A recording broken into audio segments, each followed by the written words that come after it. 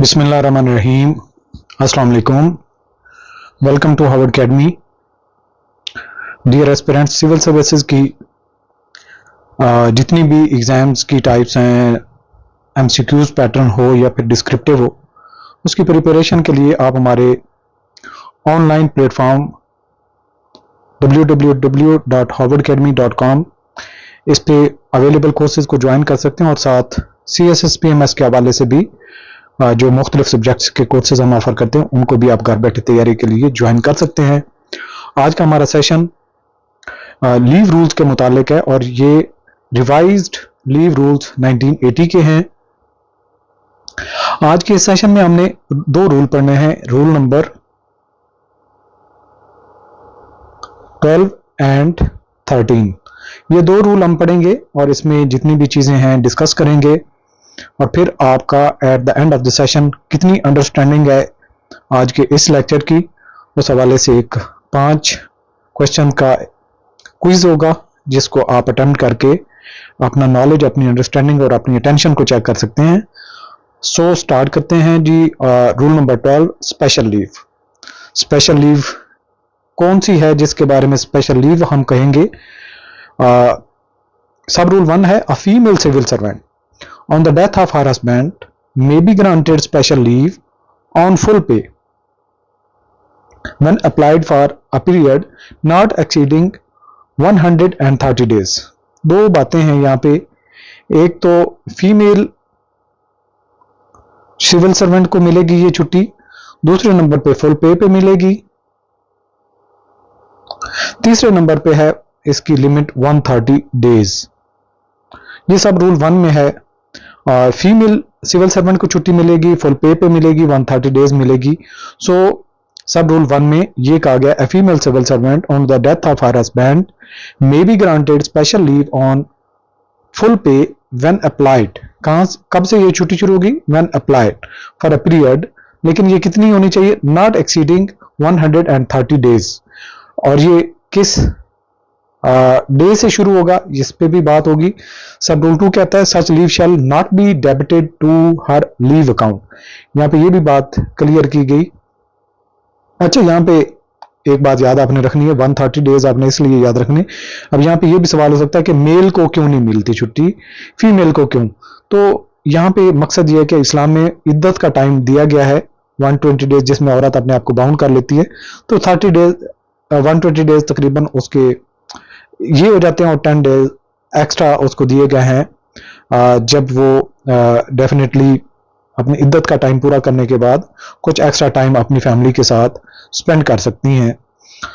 सो जी, ये एक इसका लॉजिक भी बनता है। आगे चलें तो ये डेबिट नहीं होगी, ये स्पेशल लीव जो है, जितने भी उसके अकाउंट में 600 दिन की छुट्टी है, 800 दिन की छुट्टी है, जितनी भी छुट्टी है उसमें से ये माइनस नहीं होगी, ये स्पेशल लीव है। सब रूल 3 है, सच लीव शैल कमेंस। यहां पे बात स्टार्ट हो जाती है कि कहां से ये छुट्टी शुरू होगी? From the date of the death of her husband.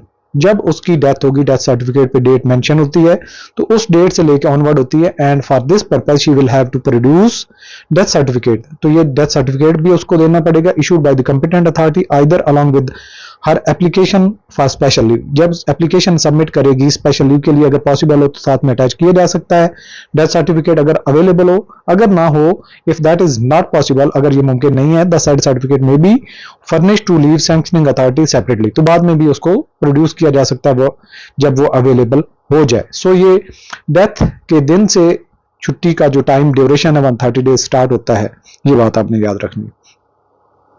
अच्छा, यहां से आगे शुरू हो जाता है रूल नंबर 13, मैटरनिटी लीव। यानी कि जब फीमेल सिविल सर्वेंट अल्लाह ताला उनके यहाँ कोई बच्चा पैदा करे तो उसके लिए जो छुट्टी है वो रहती छुट्टी आप ये कह सकते हैं मैटरनिटी लीव। अब तो पैटर्निटी लीव भी आ चुकी है, लेकिन मैटरनिटी लीव की अभी यहाँ पे बात हो रही है, तो ये फीमेल सर्वेंट के लिए होती है और ये पहले 3 बच्चों के लिए ऑलमोस्ट अवेलेबल होती है। बाकी जो है कंपिटेंट अथॉरिटी इन केस अल्लाह ताला किसी का बच्चा ले ले तो वो ये लॉजिक दे सकता है सिविल सर्वेंट या सिविल सर्वेंट जो फीमेल है कि मेरा चूंकि बच्चा फौत हो गया और 3 बच्चों की ही छुट्टी अलाउ थी, लेकिन ये चौथे को तीसरे के तौर पे काउंट करें क्योंकि एक तो रहा नहीं, तो कंपिटेंट अथॉरिटी अगर देना चाहे तो दे सकती है। यहाँ पे आगे डिटेल को डिस्कस करते हैं। Maternity leave may be granted on full पे।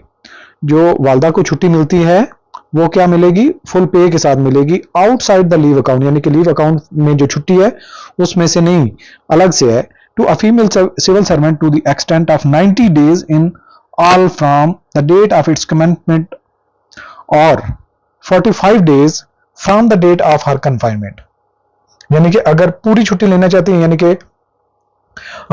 अगर लेट्स सपोज बच्चे की पैदाइश का टाइम करीब है, कन्फाइनमेंट से पहले औरत को कुछ प्रॉब्लम है, मतलब उसको कन्वीनियंट नहीं है ऑफिस में आना जाना, तो वो छुट्टी के लिए अप्लाई कर सकती है। तो इस केस में उसको 90 days छुट्टी मिलेगी, और अगर वो कन्फाइनमेंट में चली जाती है तो उस वक्त फिर उसको 45 days छुट्टी मिलेगी, विच एवर बी अर्लियर, इसमें से जो भी अर्लियर हो जाए। कन्फाइनमेंट है तो 45 days, अगर कन्फाइनमेंट से पहले वो छुट्टी लेना चाहती है तो 90 days छुट्टी उसको मिल सकती है। सब रूल 2 कहता है such leave may not be granted for more than, may not, यहाँ पे एक गुंजाइश पैदा कर दी गई, मे नॉट, तो लाजमी नहीं है कि शैल नॉट भी नहीं है, बल्कि मे नॉट हो सकता है कि मतलब 3 बच्चों तक मैक्सिमम एक्सटेंट रखें। May not be granted for more than 3 times in entire service of a female civil servant, यानी कि फीमेल सिविल सर्वेंट की जो सर्विस है उसमें 3 दफा ये छुट्टी मिल सकती है, except in the case of a female civil servant employed in a vacation department. अगर वो ऐसी डिपार्टमेंट में मौजूद है जहां पे वेकेशन मिलती है, वो मे be granted maternity leave without this restriction. ये जो 3 दफा की रेस्ट्रिक्शन है उसको स्किप भी किया जा सकता है अगर फीमेल सिविल सर्वेंट किसी वेकेशन डिपार्टमेंट में काम कर रही है। सब रूल 3 है for confinement beyond the third one, यानी कि 3 बच्चों के बाद की अगर कोई कन्फाइनमेंट होगी, this female civil servant would have to take leave from her normal leave account. तो फिर अगर इस तरह का मामला होगा, 4थी दफा छुट्टी लेनी है तो उसके अकाउंट से छुट्टी माइनस होगी। सब रूल 4 है the spells of maternity leave availed of prior to the coming into force of these rules shall be deemed to have been taken under these rules। यानी कि ये जो 1980 के रूल्स हैं रिवाइज्ड, इनसे पहले अगर किसी ने कोई छुट्टी अवेल की थी मैटरनिटी लीव, तो उसको यही तस्वर किया जाएगा कि वो इन रूल्स के मुताबिक ली गई है। ये नहीं कहा जाएगा कि वो तो पहले रूल्स के मुताबिक छुट्टी ली गई थी, अब जो है 1980 के रूल्स आ गए, अब मैंने 3 दफा छुट्टी अवेल करनी है तो फिर मुझे इसके मुताबिक दे, ऐसा नहीं होगा। अगर कोई पहले कन्फाइनमेंट की या मैटरनिटी लीव जो है वो पहले अवेल की जा चुकी है तो उसको भी इसका हिस्सा बना के काउंट किया जाएगा, वो इस काउंट में आएगी। सब रूल 5 है maternity leave may be granted in continuation of or in combination with any other kind of leave. यानी पहले कोई छुट्टी है, कोई भी किसी तरह से एक्स्ट्राऑर्डिनरी लीव है या फिर कोई और एलएफपी छुट्टी चल रही है, तो उसके साथ ये काउंट की जाएगी, यानी कि उसके साथ मिलाई जा सकती है। Any other kind of leave including extraordinary leave as may be due and admissible to a female civil servant. जो भी फीमेल सिविल सर्वेंट को जो रूल के मुताबिक छुट्टी बनती है, अगर वो छुट्टी पहले उसने ली हुई है तो उसके साथ मिलाकर भी छुट्टी ये दे दी जाएगी। इसके बाद सब रूल 6 है leave salary to be paid during maternity leave shall be regulated as for other leave in accordance with the formula contained in the finance division office memorandum number.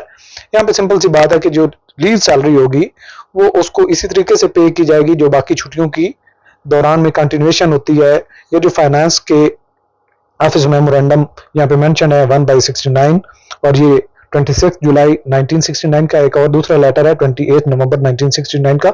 इन दोनों को मिलाकर रीड करें तो उसके मुताबिक उसकी जो लीव्स सैलरी है, छुट्टियों के दौरान में जो सैलरी मिलती है उसको कैसे काउंट किया जाना है, ये इन 2 लेटर्स को मद्देनजर रखते हुए काउंट की जाएगी उसकी सैलरी।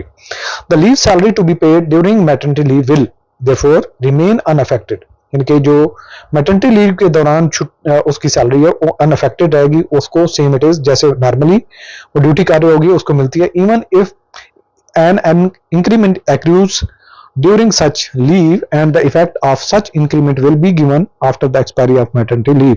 so जब वो छुट्टी से वापस आएगी तो उसको maternity leave का जो इंक्रीमेंट का इफेक्ट है उसको वो मिल जाएगा और उसको यानी कि उसमें कोई कटौती वटौती नहीं होगी। सो ये 2 रूल थे स्पेशल लीव का और मैटरनिटी लीव का। होप्स हो के दोनों की अंडरस्टैंडिंग हुई होगी। अब आपकी इस क्विज से अंडरस्टैंडिंग का पता चलेगा कि कितनी आपकी अंडरस्टैंडिंग है। क्वेश्चन नंबर 1 है Under the rules, for how many days can a female civil servant be granted special leave on full pay upon the death of her husband? 90 days, 120 days, 130 days, 150 days. Right option is 130 days. Question number 2. Which document must a female civil servant provide to apply for special leave upon her husband's death? Marriage certificate, death certificate issued by the competent authority. C option है leave application form only. D option है medical certificate. Right option is B, death certificate issued by the competent authority. Question number 3. How many times can a female civil servant be granted maternity leave during her service in a non-vacation department? Once, twice, 3 times, unlimited. Right option is 3 times. Question number 4. If a female civil servant's confinement exceeds the third one, which type of leave must she utilize for her maternity period? Option A, extraordinary leave. Option B, normal leave account. Option C, special leave. Option D, leave without pay. Right option is normal leave account. Question number 5.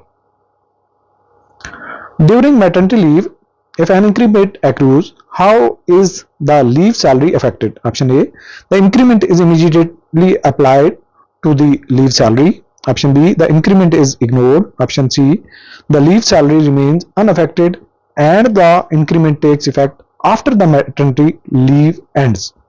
The leave salary is reduced. अच्छा option यहाँ पे सही सी ठीक है. The leave salary remains unaffected, यानी उसमें increment add नहीं होगा. जो मैंने शायद पहले कहा था कि इंक्रीमेंट उसको मिल जाएगा, तो यहाँ पे थोड़ी क्लैरिफिकेशन आप ऐड कर लें. The leave salary remains unaffected, उस पर कोई इफेक्ट नहीं आएगा. जैसे चल रही थी इंक्रीमेंट के बगैर तो चलती जाएगी. And the increment takes effect, और इंक्रीमेंट ऐड कब हो जाएगा? After the maternity leave ends, जब उसकी छुट्टी खत्म हो जाएगी और उसके आगे ऑनवर्ड उसका फिर ये इफेक्ट आ जाएगा. सो ये इसकी क्लैरिफिकेशन थोड़ी सी नोट कर लें, जो मैंने पहले बताया उसमें ऐड कर लें. होप्स हो कि ये राइट ऑप्शन हमारा सी ही है.